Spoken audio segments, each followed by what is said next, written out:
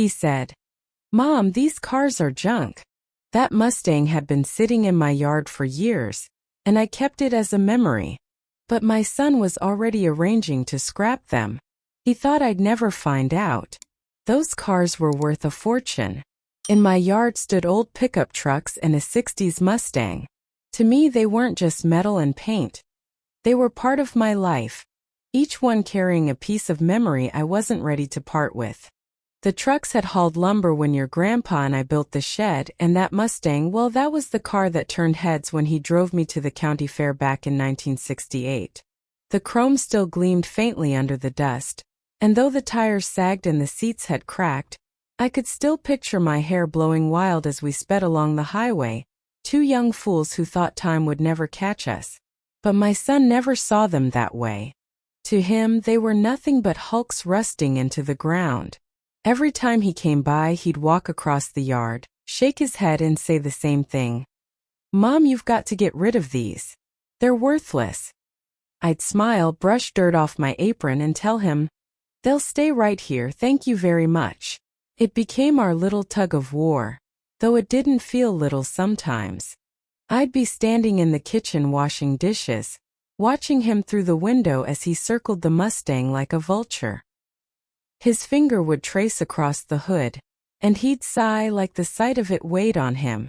One Saturday afternoon, he stopped by with his boys. The children went running into the field, chasing each other with sticks, while he leaned against the porch railing, arms folded tight across his chest. "Mom," he started in that tone he always used when he thought he was being the practical one, "these old trucks aren't doing you any good. You could use that space. Sell them, clear the yard. Maybe even plant another garden." I looked at the yard. The lilacs had grown wild along the fence line, and one of the old pickups had a bird's nest tucked in its wheel well. I could hear the chicks chirping faintly. "That space already has life in it," I told him. "More than a garden could give." He let out a laugh, but it wasn't kind. "Life? Mom, you're holding on to scrap metal. That Mustang, it's a hunk of junk. You'll never drive it again." Something pinched in my chest when he said that. He didn't know what it was like to climb into a car and feel free for the first time in your life. He didn't understand how the sound of an engine could carry the echo of young love. He only saw rust and weeds. "Well," I said, wiping my hands on a dish towel, "maybe I don't plan to drive it again. But it's mine. And that's enough." He shook his head, muttered something under his breath, and went to fetch the boys. That evening after they left, I walked out into the yard myself. The sun was low, spilling gold across the hood of the Mustang, and for a moment it looked just like it used to, sleek, proud, alive. I ran my hand across the warm metal. My reflection, faint and wrinkled, looked back at me. I whispered to the car like it was an old friend, "Don't you worry. You're safe here with me." But deep down I felt uneasy. My son's tone had changed lately. He wasn't just complaining anymore. He was insistent. His eyes had that sharpness to them, like he'd already made up his mind about something. I tried to shake it off, but the thought followed me into the night. Still, I tucked myself into bed with the windows open, listening to the crickets outside, the faint smell of oil and rust drifting in. Those trucks, that Mustang, they weren't just cars. They were pieces of me. And no matter how many times he told me they were worthless, I knew the truth. Their worth couldn't be measured in money. At least that's what I thought then. It was late one evening when I found out the truth. The house was quiet, and I had just put the kettle on for tea. The windows were open to let the cool air in, and the curtains swayed gently in the breeze. I wasn't trying to snoop. I was only stepping out onto the porch for a breath of night air when I heard his voice. My son stood just beyond the lilacs, phone pressed tight to his ear. The glow of the screen lit his face in a way that made him look like a stranger. I froze, my hand on the porch rail, the boards creaking under my weight. He didn't hear me. "Yes," he was saying low and urgent. "3 trucks, 1 Mustang. All junk, but the metal alone is worth something. Just have the scrapper come by. No, she doesn't know. She thinks they're worthless anyway. The kettle whistled inside, sharp and shrill, but I couldn't move. His words cut sharper than any blade. He was talking about my trucks, my Mustang, like they were nothing but dead weight. Worse, he wasn't just talking about getting rid of them. He was planning to keep whatever came of it. My heart sank so fast I had to grab the railing to steady myself. He laughed then. Not a joyful laugh, but quick and mean, the kind that makes you want to turn away. Don't worry, I'll handle her. She won't fight me. She never does. I pressed my lips together to keep from gasping. The sound might have given me away, and I wasn't ready to face him. Not with my chest heavy and my throat tight. So I slipped back inside the house, letting the door click shut as soft as I could manage. The kettle was still screaming. I turned it off and set it aside, though I had no taste for tea anymore. My hands trembled as I pressed them flat on the counter. My own son. I thought about the times he had stood in this very kitchen as a boy, smudged with dirt, begging for a cookie before dinner. I thought of how I had sewn his Halloween costumes, packed his school lunches, sat up nights with him when fever racked his little body. All those memories came rushing back, and they stood there beside me whispering. How could he? I went to the front window and peeked out. He was still on the phone, pacing near the trucks, his free hand cutting through the air as if to slice the night open. The Mustang sat silent under the moonlight, unaware it was being condemned by the very man who used to play in its back seat with toy cars. I wanted to storm outside and confront him, demand to know how he could even think such a thing. But something held me back. Maybe it was the shock, maybe the hurt. It wrapped around me like a heavy quilt and kept me rooted in place. I watched him finish his call.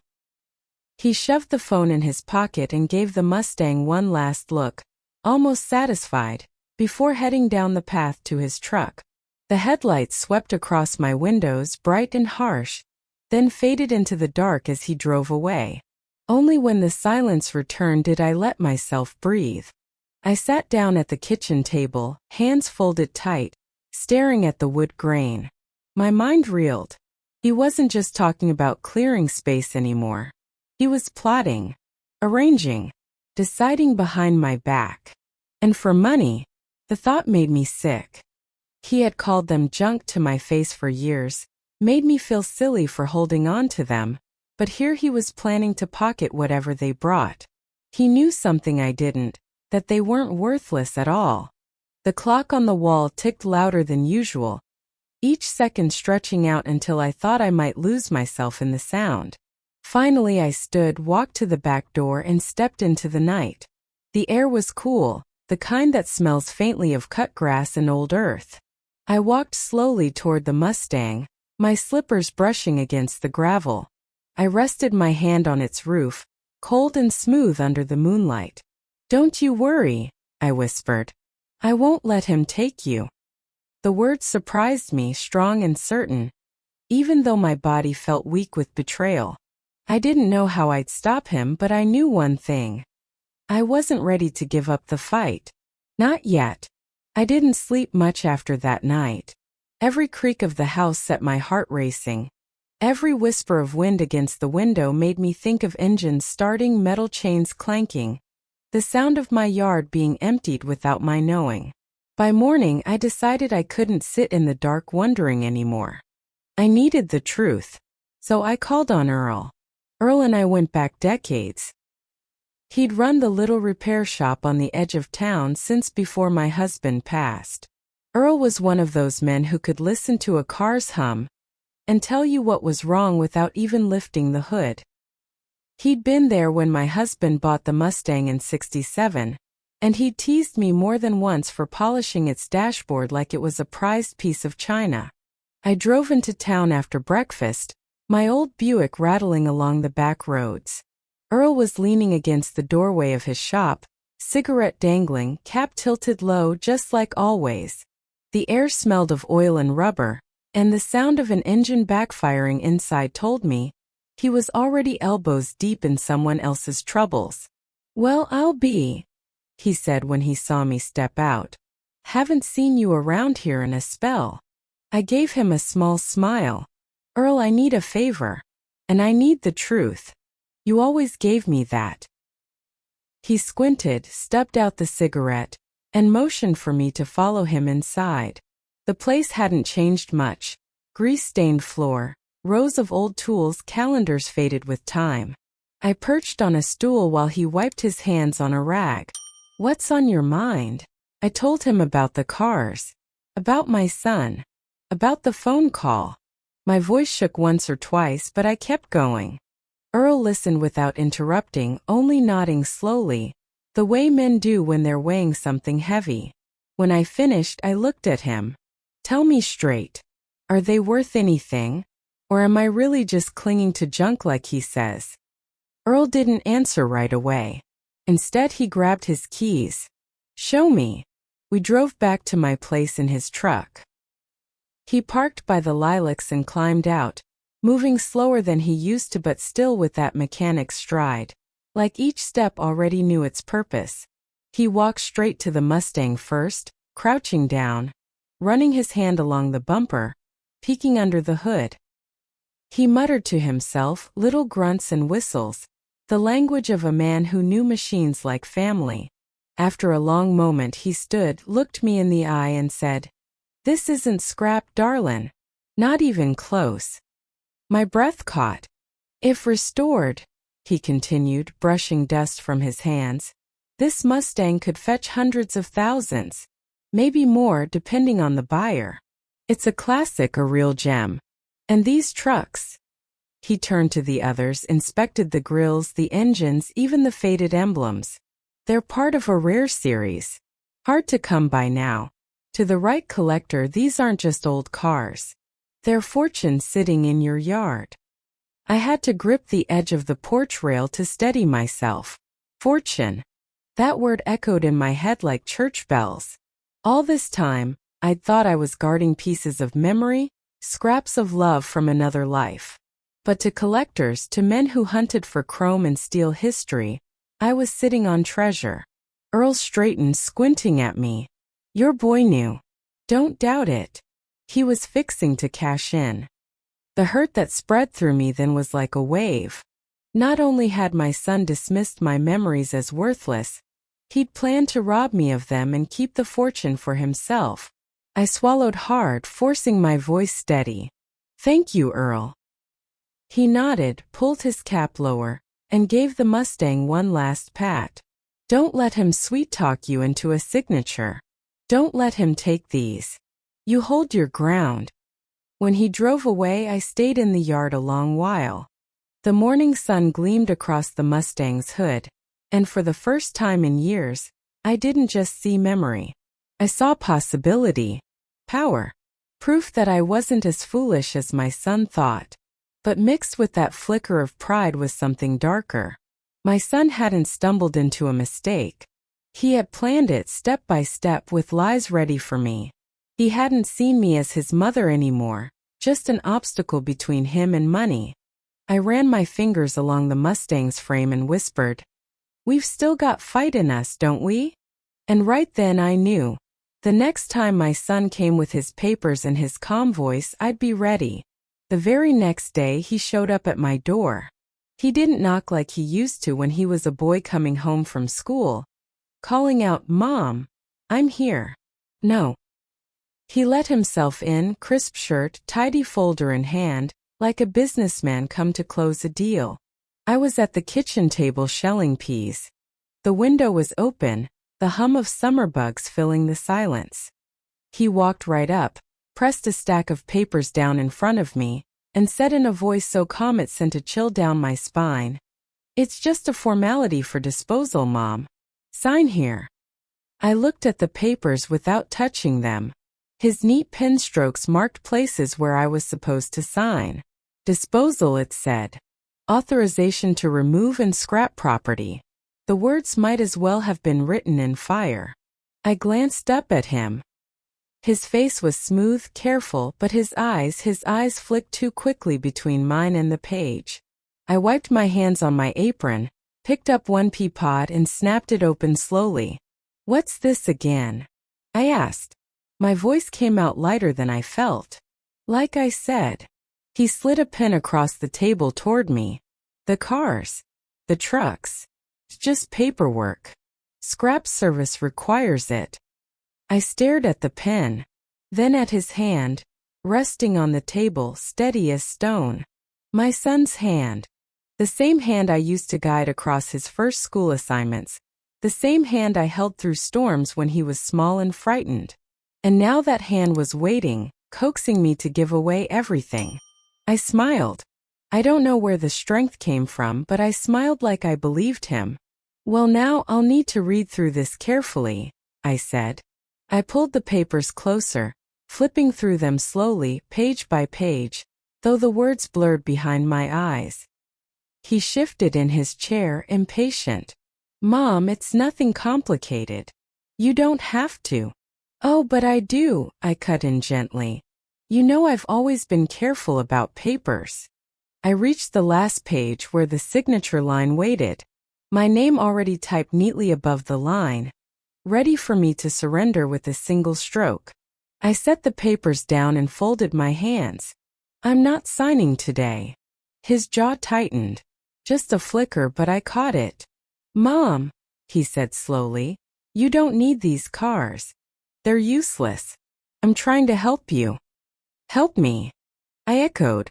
I leaned back in my chair, the wood creaking beneath me. By scrapping what's mine without asking me first? The silence between us was thick enough to choke on. Finally, he gave a tight laugh, but there was no humor in it. You're being stubborn, Mom. You can't even drive anymore. What good are they to you? I didn't answer. I just pushed the pen back toward him, calm and steady. I said I'm not signing. For a moment I thought he might explode. His cheeks flushed, his hands pressed flat on the table. But instead of shouting, he gathered the papers quickly, tucked them back into his folder and stood. Fine, he muttered. Think about it. He turned and walked out, the door shutting harder than it needed to. I sat very still for a long time after. My hands shook, but I forced them to keep working, shelling the peas until the bowl was full. The rhythm of it steadied me, one pod after another snapping open, green spilling out like tiny stones. Later I went out to the yard. The sun was bright on the Mustang, and the old truck stood proud, lined up as though waiting for orders. My son thought I was weak, thought I'd sign away my treasures because I didn't know better. But now I did know. Earl's words from the day before rang clear in my ears. Fortune sitting in your yard. I laid my hand on the Mustang's roof. He won't get you, I whispered. Not with a trick, not with a pen. The cars gleamed back at me in silence, but I felt it all the same. A pact. That night I locked the doors, drew the curtains, and sat at the kitchen table with a pad of paper. My son had come with his plan, smooth and ready. Now I needed mine. The next morning I decided to give the trucks a closer look. If my son was bold enough to bring papers, then he wouldn't hesitate to try again. I had to know exactly what I was protecting. I walked out to the yard early, the dew still clinging to the grass. The air smelled of earth and rust, a scent I'd grown used to over the years. The Mustang stood proud in its corner, but that morning my eyes drifted toward the oldest pickup, the one with the dented fender and a door that never shut quite right. I tugged the handle and the door groaned open. Inside, the seat was cracked and faded, stuffing spilling out like yellow weeds. The glove box, though, was still shut tight. I hadn't opened it in years. My fingers shook a little as I pulled at the latch, and with a pop it gave way. An envelope slid forward. It was yellowed with time, edges curled, but someone had sealed it carefully. My name wasn't written on the front. Just a small emblem I didn't recognize, printed in green. I sat there in the driver's seat, the morning sun warming my back, staring at it like it might vanish if I blinked. Finally I tore it open. Inside was a single piece of paper folded 3 times. When I smoothed it out on my lap, I felt my breath catch. It was a certificate, a membership from a collector's club, dated decades back. Not just any club, but one dedicated to rare automotive series. And stamped right there in bold letters were the model names of the very trucks sitting in my yard. I read it once, then again, slower this time, tracing the seal with my finger. My old pickups weren't just worn-out workhorses. They were part of a limited run, a rare series that had nearly vanished from the roads. The certificate verified their authenticity. My heart thudded in my chest. I thought of Earl's words, "Fortune sitting in your yard." Now I understood. This wasn't just sentimental value or even the worth of restoration. These trucks, along with the Mustang, could fetch sums I'd never even dreamed of. I leaned back in the seat, clutching the paper. And in that moment, anger swelled hot in my chest. My son had known. He hadn't seen junk at all. He had seen treasure. My treasure. And he had been ready to crush it into scrap, hand it over for a fraction of its worth, and pocket the difference. I climbed out of the pickup slowly, the certificate held tight in my hand. The yard looked different now. The rusty fenders, the peeling paint. All of it was a disguise hiding riches in plain sight. I felt a strange pride. These old machines, written off by so many, had survived long enough to prove their worth. I walked back to the house, laid the certificate on the kitchen table, and smoothed it flat. Then I fetched a folder from the drawer and tucked it carefully inside. Proof. Hard proof. All day I kept glancing at that folder. My son's voice echoed in my head. "It's just a formality, Mom. They're worthless." Lies, every word of it. In the evening, I made myself a cup of tea and sat on the porch. The sun was dipping low, painting the sky in streaks of orange and gold. The trucks cast long shadows across the yard, stretching all the way to the lilacs. I thought back to the times when my husband used those very pickups to haul lumber, to move firewood, to take us into town. They had carried more than cargo, they had carried our life. And now, after all those years, they were worth more than I had ever imagined. But the sweetness of discovery didn't last long. With it came the bitter edge of betrayal. My son wasn't just impatient or careless. He was calculated. He had been ready to sign away my life's keepsakes for money he never meant to share. I sipped my tea slowly, the heat warming me against the evening chill. "Not yet," I whispered into the dusk. "Not without a fight." The stars began to show, faint at first, then brighter, scattered across the sky. I sat there until the crickets rose up in chorus. When I finally went inside, I slid the folder with the certificate into the top drawer of my desk and locked it. The next battle, I knew, wasn't going to be about sentiment. It was going to be about proof, about who had the right to those cars. And I wasn't about to be caught unprepared. The certificate weighed on my mind for days. I kept it tucked safe in the drawer, but my thoughts circled around it like moths around a porch light. My son had tried to trick me, that much was clear. But how valuable were these cars, really? I didn't want to take only Earl's word. I needed to see it with my own eyes. So I went somewhere I hadn't set foot in before. An auto auction. I didn't tell a soul. If my son caught wind of what I was up to, he'd surely find a way to stop me. I pulled on my old gray coat, pinned up my hair, and drove into the city in my Buick. I felt small when I walked into that auction hall, dwarfed by the sound of engines roaring and the flash of polished chrome. Rows upon rows of cars stretched across the floor, each one shining as though it had been kissed by the sun itself. People milled around, collectors in suits, mechanics in coveralls, young men with glossy catalogs tucked under their arms. I walked quietly among them, my heart thumping like I was trespassing in a world that wasn't mine. Then I saw it. A Mustang, almost the twin of mine except fully restored. Its paint gleamed a deep cherry red, polished until it reflected the overhead lights like glass. People clustered around it, murmuring, pointing, eyes wide with hunger. I stopped a few feet away, clutching my purse tight, afraid someone might see right through me. see that I was just a widow from the countryside with dirt under her nails and an old Mustang sitting in the weeds. But no one paid me any mind. They were too busy staring at the car. The auctioneer's voice thundered through the speakers when the bidding began. Numbers shot up fast: 50,000, 70, 100. My breath caught as the crowd barely blinked, raising their paddles higher and higher. 200,000. 250.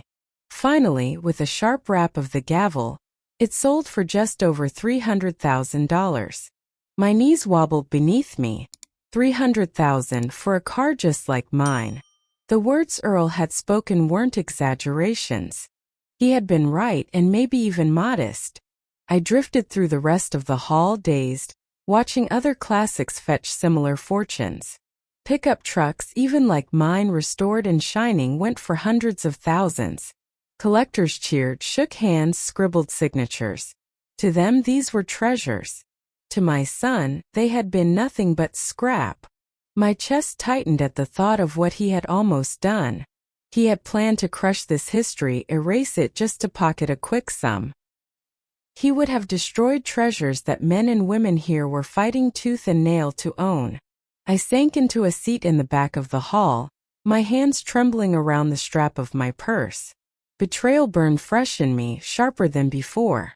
It wasn't only greed anymore, it was destruction. He would have killed something irreplaceable.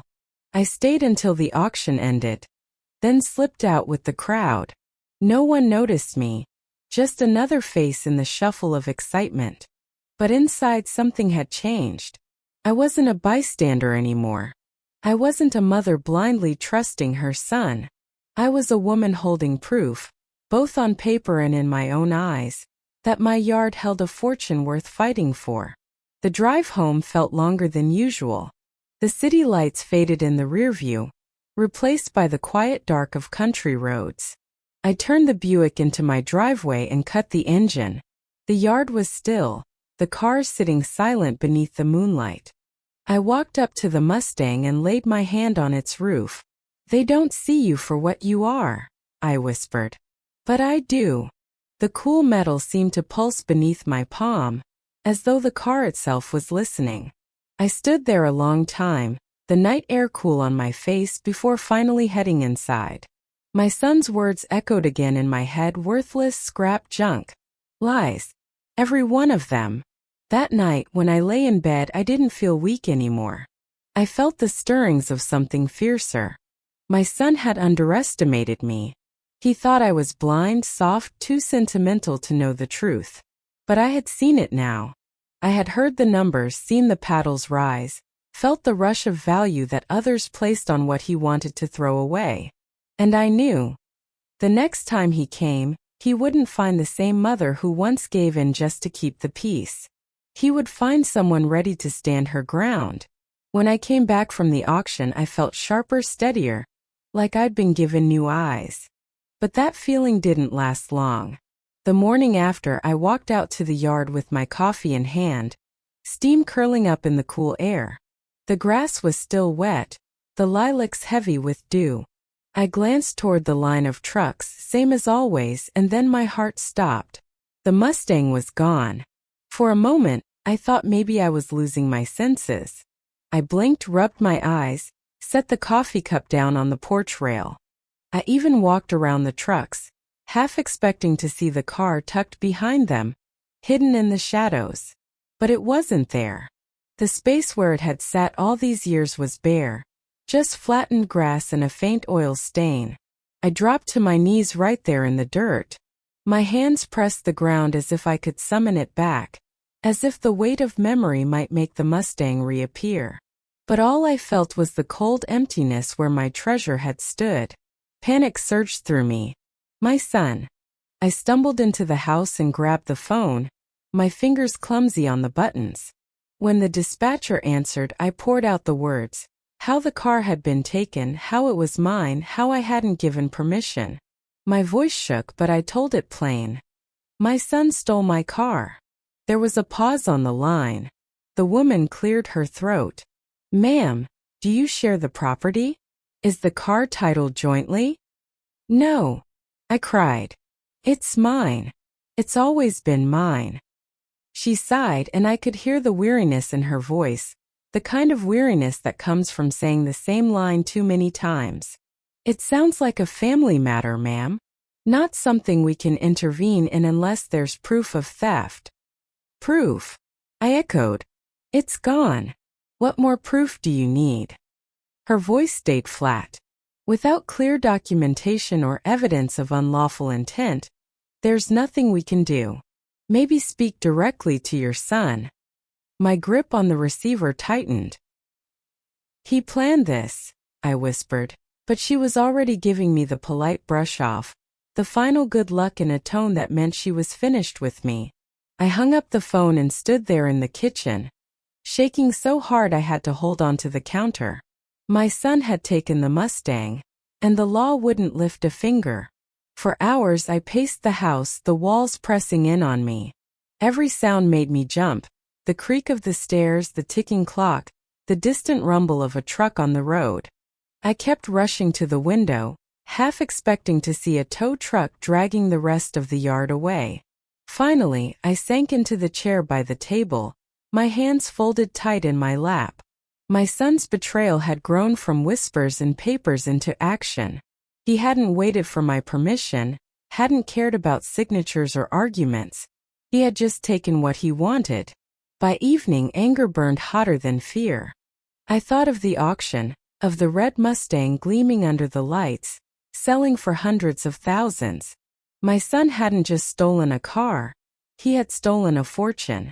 And he had done it without shame, without even trying to hide it from me. When the phone rang, I jumped. My hand hovered before I picked it up. It was him. "Mom," he said, calm as ever, like he hadn't just ripped the heart out of my yard. "I moved the Mustang. Don't worry, it's safe." I couldn't find my voice. He went on, his tone patronizing, soothing, the way you talk to a child. "You don't need the hassle of those cars. I'll handle it. You'll thank me one day." I forced myself to speak, my words low and steady. "Bring it back." Silence stretched on the line. Then he laughed, short, dismissive. "You don't understand what you're sitting on, Mom. Let me take care of it. You'll only get in the way."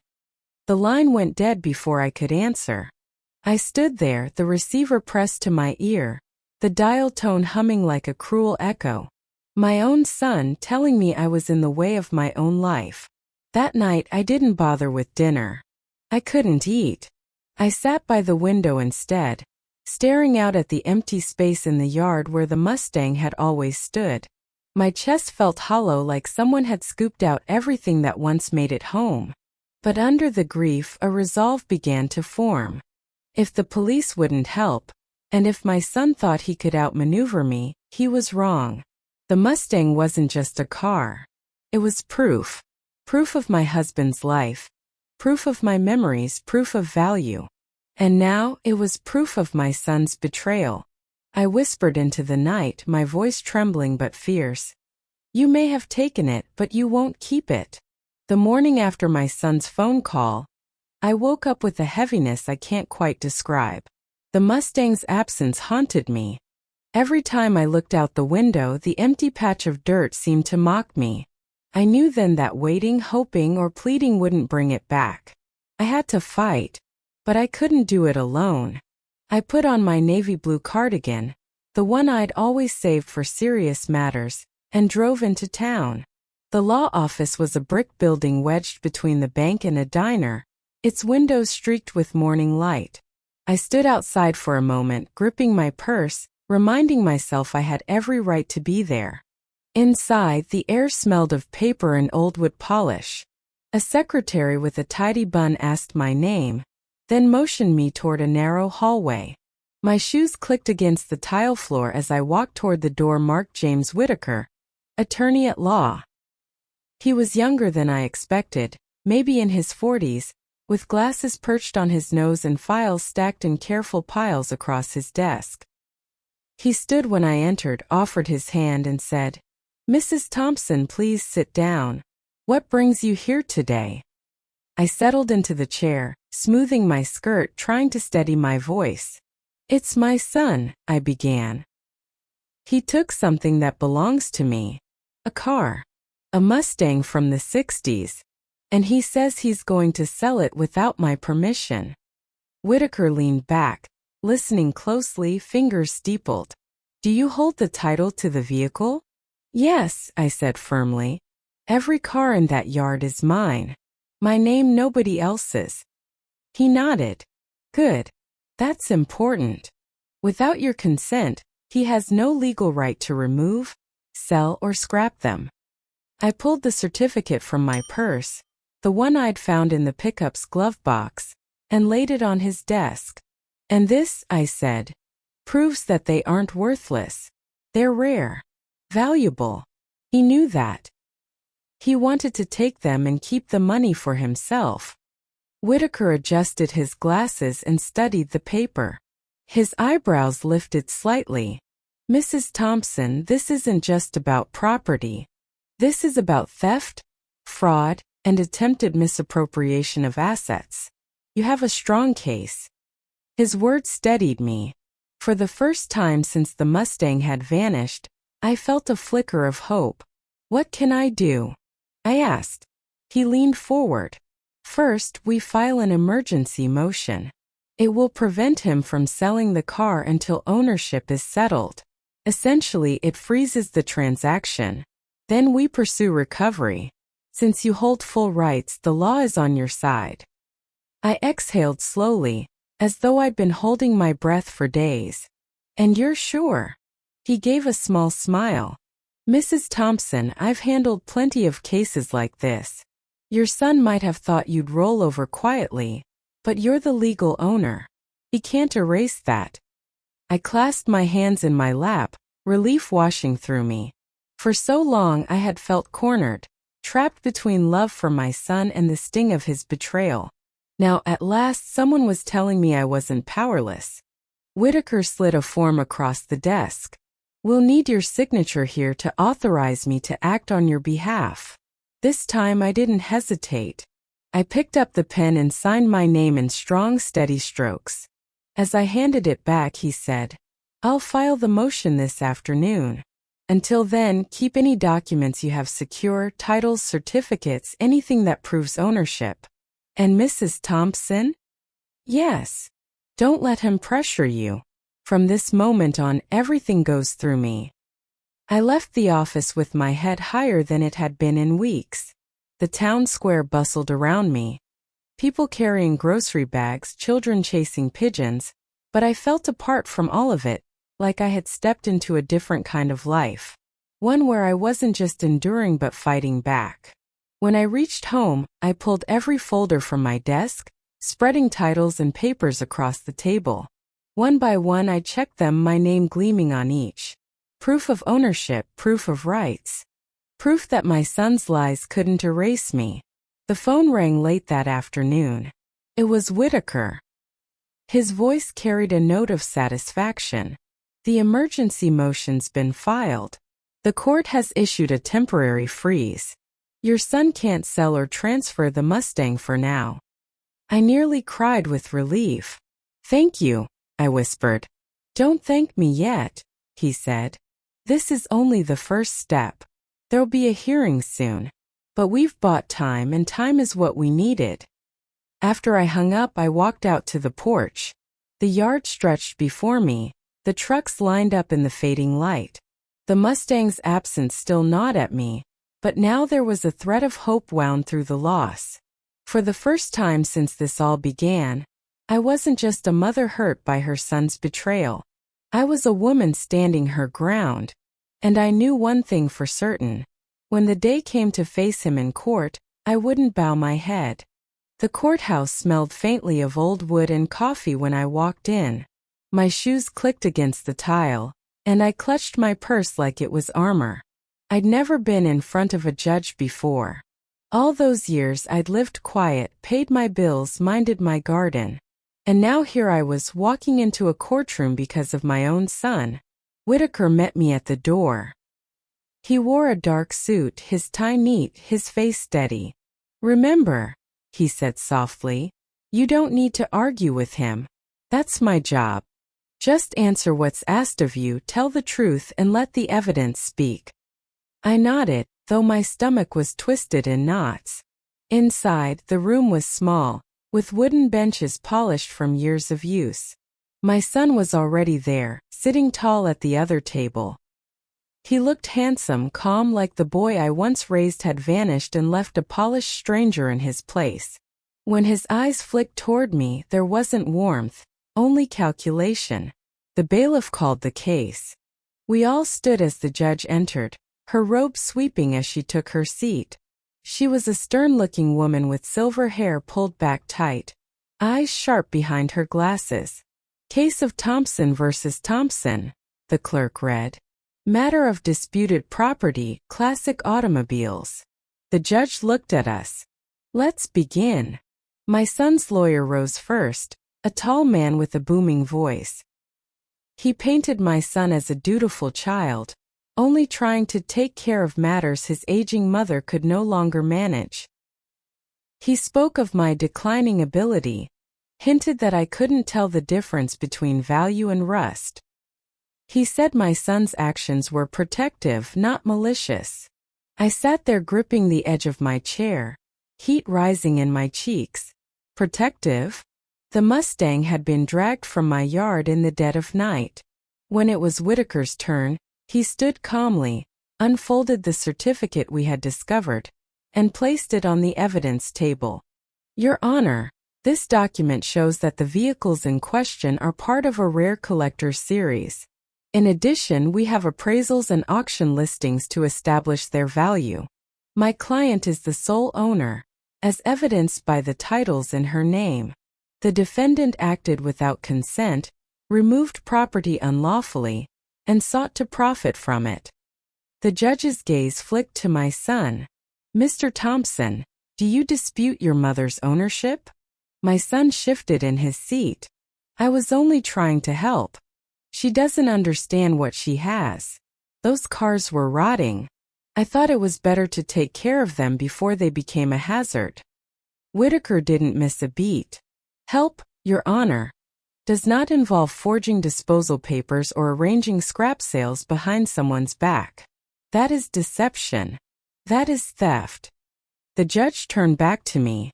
Mrs. Thompson, would you step forward? My knees trembled as I rose, but I walked steady to the witness stand. The clerk swore me in, and I folded my hands, staring at the wood grain of the railing until I found my voice. Mrs. Thompson, the judge asked, did you give your son permission to remove the Mustang? No, ma'am, I said, my voice clear. I never gave him permission. He told me for years it was worthless. He put papers in front of me, told me to sign them. I refused. Then one day it was gone, taken from my yard. I glanced at my son, but his eyes slid away. Whitaker stepped closer. Mrs. Thompson, could you tell the court what you discovered in the glove box of one of your trucks? I nodded and held up the copy of the certificate. This. Proof they aren't scrap. Proof they're valuable. I didn't even know, not until I saw it myself. But my son, he knew. He planned to take them and sell them for himself. The judge leaned back, studying the papers. Then she turned to my son. Do you deny that you attempted to sell these cars without your mother's consent? His jaw worked, but he didn't speak. His lawyer muttered something about misunderstanding, but the judge held up her hand. Enough. The evidence is clear. This was not a misunderstanding. It was an attempt to misappropriate valuable property belonging solely to the plaintiff. I felt my chest loosen. Air rushing in like a window had been thrown open.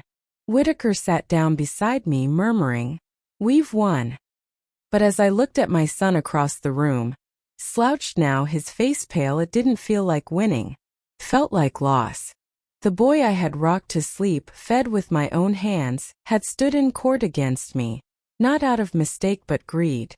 The judge's ruling would protect the cars, yes, but it could never return what had been broken between us. When the gavel came down, the sound echoed deep in my bones. The judge's gavel still echoed in my ears long after the courtroom emptied. Whitaker gathered the papers with steady hands, tucking them into his briefcase like it was just another day's work. For me it wasn't. For me it was the end of a battle I never thought I'd have to fight, against my own flesh and blood. Outside the air was crisp, carrying the faint scent of autumn leaves. I stood on the courthouse steps for a moment, clutching the railing, letting the sunlight fall across my face. Whitaker touched my shoulder gently. "The ruling is in your favor. The cars will be returned. You've done well, Mrs. Thompson." I nodded, though my throat was too tight for words. The days that followed felt strange, like stepping into a life that was both familiar and new. One by one, the trucks came home, hauled carefully into the yard. And then, finally, the Mustang. Its return was almost ceremonial, the truck driver easing it down the ramp while I stood there, my hands trembling at my sides. The car looked tired, scratched from its rough handling, but to me it was beautiful. I walked up and pressed my palm against its hood. Cold metal but alive again. "Home," I whispered so only the car could hear. "You're back where you belong." Weeks passed and something remarkable happened. With the certificate in hand and Whitaker's help, I reached out to a restoration shop recommended by Earl. They treated that Mustang like royalty. Piece by piece they polished, replaced, restored, until one bright afternoon, I stood in my yard staring at the car reborn. The red paint gleamed like fire under the sun. Chrome sparkled. The leather seats smelled new, but the steering wheel still carried the faint worn grooves of my husband's hands.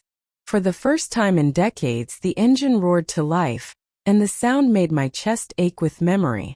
I stood there, tears running down my cheeks, watching the Mustang shine. It wasn't just a car anymore. It was proof. Proof that I hadn't been foolish to hold on. Proof that I had fought and won even when the battle was against my own son. But victory carried its shadows. My son came once after the ruling, standing at the edge of the yard with his hands shoved in his pockets. He didn't come close. He didn't touch the cars or look me in the eye. He just muttered, "I was only trying to help," and turned to leave. I stopped him with one sentence. "You didn't just lose the cars," I said softly. "You lost my trust." He froze for a moment, shoulders stiff, but he didn't turn back. He walked down the drive, climbed into his truck, and drove away. I watched the taillights disappear, and I knew the truth. The court had given me my cars back, but nothing could give me back the son I thought I knew. Still, life has a way of carrying on. The trucks sat proudly in their places, the Mustang gleamed like a jewel, and my yard felt whole again. Sometimes neighbors would stop by, admiring the restoration, shaking their heads at the beauty of it. They'd ask if I planned to sell, and I'd just smile and say, "No, these aren't for sale. These are my life." In the quiet evenings, I'd sit on the porch with a cup of tea, looking out at the row of vehicles. The sun would dip low, painting them in gold, and I'd feel a deep, steady peace. I had stood up for myself. I had held on when everyone, even my own child, told me to let go. And though it broke my heart to see the cracks between us, I also knew something else. I was stronger than he believed. Strong enough to protect what mattered. Strong enough to stand tall, even when the fight was lonely. One evening, I slid into the driver's seat of the Mustang. The leather cradled me, the wheel steady under my hands. I turned the key, and the engine rumbled to life, smooth and powerful. For a moment I was young again, hair wild in the wind, my husband's hand on mine as we raced down the open road. I didn't drive far, just down the lane and back. But when I pulled into the yard, I felt something shift. This wasn't just about memory anymore. It was about proof. Proof that I had endured, that I had fought, that I had not been erased. I sat there with the engine humming and whispered to myself, "This isn't just a car. It's my victory." The night fell quiet around me. The Mustang's headlights glowed against the lilacs, and I let the engine idle a little longer before shutting it off. Then I stepped out, closing the door gently behind me. The yard was still, the stars sharp overhead. I stood there looking at the cars that had nearly been lost, and I thought, let them call it junk, let them laugh. I know the truth. I turned back toward the house, shoulders straight, heart steady. The battle was over. And though my son had walked away, I remained strong, whole, unbroken. My dears, if in this story you saw yourselves, be sure to write about it in the comments. I would be very interested to read it. Thank you.